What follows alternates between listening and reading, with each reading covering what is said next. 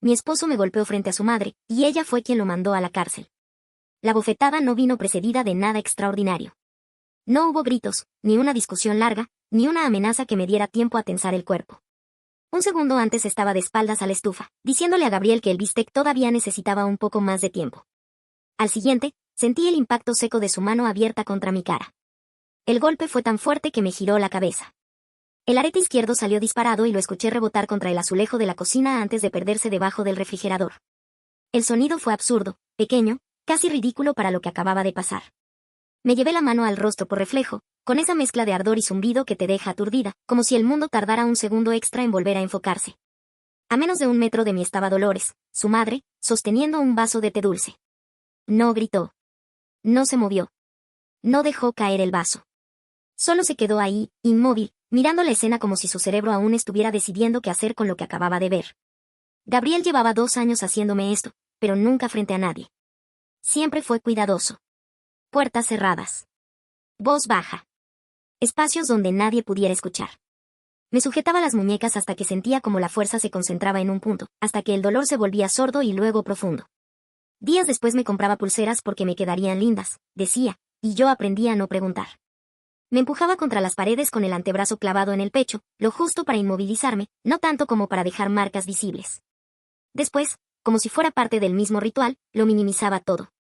Con sus amigos decía que yo era torpe, que siempre me golpeaba con los muebles.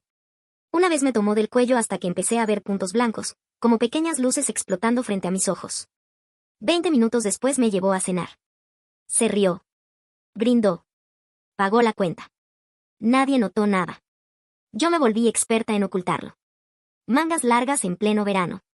Corrector sobre los moretones. Sonrisas ensayadas en fiestas mientras me dolían las costillas al respirar. Me repetía que todos los matrimonios tenían etapas difíciles. Que Gabriel solo perdía el control cuando estaba estresado. Que no era realmente violento. Que podía manejarlo. Las mentiras que una se cuenta para sobrevivir son las más convincentes. Esa noche, sin embargo, algo falló en su cálculo. La visita de su madre lo tenía tenso desde la mañana. Había tenido un mal día en el trabajo y llevaba 3 cervezas encima. Lo suficiente para que olvidara sus propias reglas. Lo suficiente para que me golpeara ahí mismo, bajo las luces blancas de la cocina, con Dolores mirando. El bistec se quemó. Dolores fue la primera en hablar, como si ese detalle explicara todo. Dijo algo sobre el olor, sobre que se había pasado de cocción. Yo seguía con la mano en la cara, esperando. Esperando que dijera lo que siempre decía cuando yo insinuaba que algo no iba bien. Que el matrimonio requería paciencia. Que Gabriel trabajaba muy duro. Que no exagerara. Ella adoraba a su hijo. Para ella, Gabriel no podía hacer nada realmente malo. Así que me preparé para escuchar las excusas de siempre. Pero en lugar de eso, Dolores dejó el vaso de té sobre el mostrador. Lo hizo despacio, de manera deliberada, como si cada movimiento le costara una decisión. Sus manos estaban firmes, pero cuando habló, su voz tembló. ¿Desde hace cuánto tiempo? No miró a Gabriel. Me estaba mirando a mí. ¿Desde hace cuánto tiempo mi hijo te levanta la mano? Gabriel dio un paso al frente, rápido. Mamá, no es lo que parece. Yo seguía en silencio, con el corazón golpeándome en el pecho, sabiendo que algo había cambiado, aunque todavía no entendía qué. Ella me provocó, dijo Gabriel casi al instante. Fue un malentendido. No va a volver a pasar. Extendió la mano como si quisiera tocar a su madre, como si ese gesto pudiera borrar lo que acababa de ocurrir. Yo no dije nada. Tenía la mandíbula rígida y la cara ardiéndome, pero sobre todo tenía miedo de hablar. Miedo de que, si abría la boca, todo se desordenara. Y siéntate, dijo Dolores. No levantó la voz. No gritó. Fue peor que eso. Su tono era plano, firme, uno que nunca le había escuchado. Gabriel se quedó inmóvil. Esto es entre mi esposa y yo, respondió él, con fastidio. No tienes por qué meterte. Siéntate, repitió ella. Hubo un silencio tenso, espeso. Gabriel me miró de reojo, buscando algo en mi cara, quizás complicidad, quizás miedo. Luego resopló y se dejó caer en la silla, golpeando el respaldo con fuerza. Dolores tomó su teléfono. Al principio no entendí lo que estaba haciendo. Pensé que iba a llamar a algún familiar, a alguien para que calmara las cosas. Cuando vi cómo marcaba, el estómago se me encogió. ¿Te estás llamando a la policía? Y dijo Gabriel, incorporándose de golpe. ¿A la policía? ¿Para tu propio hijo? Dolores no lo miró. Estoy llamando a la policía para un hombre que golpea a su esposa, respondió. Que sea mi hijo no lo hace mejor. Lo hace peor. Gabriel avanzó hacia ella, rápido, con la mano extendida. Dolores dio un paso atrás sin perder la compostura. Tócame, dijo, y me aseguraré de que agreguen otro cargo. Le dio la dirección al operador con una claridad que me impresionó. Como si llevara años ensayando ese momento en su cabeza. Gabriel empezó a caminar de un lado a otro, pasándose las manos por el cabello. Que esto es una locura, repetía. Vas a arruinarme la vida por una bofetada. Dolores giró lentamente hacia mí. ¿Ya es la primera vez? Negué con la cabeza. El movimiento fue pequeño, casi imperceptible, pero definitivo. ¿Desde hace cuánto tiempo? Insistió. Sentí un nudo en la garganta. 2 años, susurré. Gabriel golpeó el puño contra el mostrador. Está mintiendo, dijo. Quiere ponerte en mi contra. Dolores no reaccionó. No le respondió. Solo volvió a mirarme. ¿Dónde están los moretones ahora? Me subí las mangas despacio. Las muñecas estaban marcadas todavía, moradas y amarillas, restos de la semana anterior. Dolores inhaló con fuerza, como si el aire le hubiera salido de golpe del cuerpo. Sacó fotos con su celular. Sus manos temblaban, pero no se detuvo. Mamá, dijo Gabriel, esta vez en voz baja. Si haces esto, no vuelvo a hablarte. Te perderás a tu hijo. Dolores lo miró por primera vez desde que todo había empezado. Tenía lágrimas corriéndole por la cara. Ya perdí a mi hijo, respondió. Al niño que creía incapaz de hacer esto. El sonido de la sirena se escuchó a lo lejos, cada vez más cerca. Yo sentí que me faltaba el aire, pero al mismo tiempo, algo dentro de mí empezó a aflojarse, como si una presión constante hubiera comenzado, por fin, a ceder. La policía llegó 7 minutos después. Lo supe porque Dolores miró el reloj apenas escuchó el golpe en la puerta, como si ese detalle fuera importante, como si ponerle número al tiempo ayudara a entender lo que estaba pasando. En cuanto los oficiales entraron, Gabriel cambió. Fue inmediato. Su postura se relajó, la voz se le volvió amable, casi divertida. El hombre que me había abofeteado minutos antes ya no estaba allí. Oficiales, hubo un malentendido, dijo. Una discusión tonta que se salió de proporción. Uno de los policías lo escuchó sin interrumpir.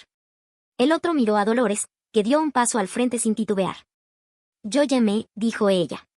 Y tengo fotos de los moretones en los brazos de mi nuera. Les mostró el celular. Vi cómo las imágenes pasaban de mano en mano. Las muñecas, los colores que ya conocía de memoria. Nadie levantó la voz. Nadie dudó. Señor, dijo uno de los oficiales, va a tener que acompañarnos. Gabriel se rió, una risa nerviosa, forzada. Esto es ridículo, repitió. De verdad, esto es ridículo. Lo esposaron ahí mismo, en su propia cocina, junto a la estufa donde el bistec seguía humeando, completamente quemado. Mientras lo llevaban hacia la puerta, siguió diciendo lo mismo, una y otra vez, como si repetirlo pudiera convertirlo en verdad. Dolores lo siguió hasta la entrada. Observó cómo lo subían a la patrulla. No apartó la mirada ni un segundo. Yo estaba detrás de ella, sin saber qué hacer con mis manos, con mi cuerpo, con todo lo que acababa de romperse. Cuando la patrulla se fue, la casa quedó en silencio. Dolores volvió a la cocina, se sentó a la mesa y empezó a llorar. No fue un llanto contenido ni silencioso. Sollozó durante 40 minutos seguidos, sin intentar ocultarlo. Yo me senté frente a ella, inmóvil, sin saber qué decir, sin atreverme a tocarla.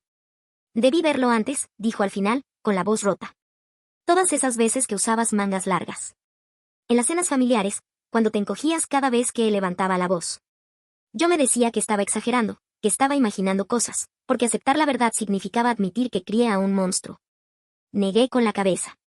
No criaste un monstruo, le dije. Criaste a un hombre que tomó decisiones monstruosas. Y esta noche lo detuviste. Dolores levantó la mirada y me tomó la mano sobre la mesa. Sus dedos estaban fríos, pero firmes. Vas a dejarlo, dijo. No era una pregunta. Sí. Asintió despacio. Bien, respondió. Entonces no vas a hacerlo sola. Dolores cumplió su palabra desde el primer día. No lo dijo como una promesa solemne ni como un gesto heroico. Simplemente lo hizo. Pagó al abogado que llevó mi divorcio sin hacerme sentir en deuda. Declaró contra su propio hijo en el juicio sin titubear, con la misma voz firme que había usado la noche de la bofetada. No exageró nada. No suavizó nada. Dijo exactamente lo que vio y lo que supo. Me ayudó a empacar mis cosas. No me apuró.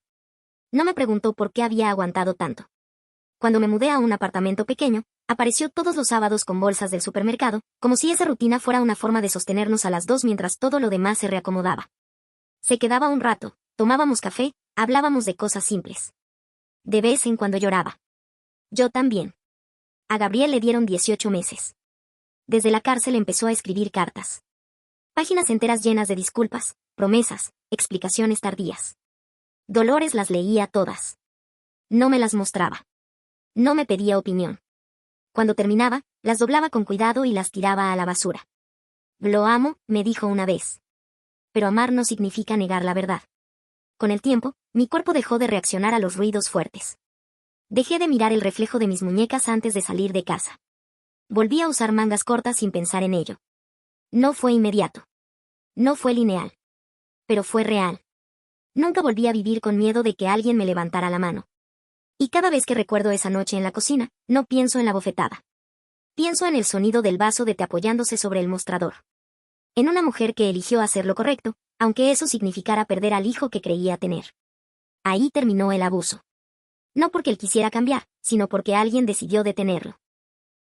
No olvides dejar tu opinión en los comentarios, dejar tu like y compartir este video.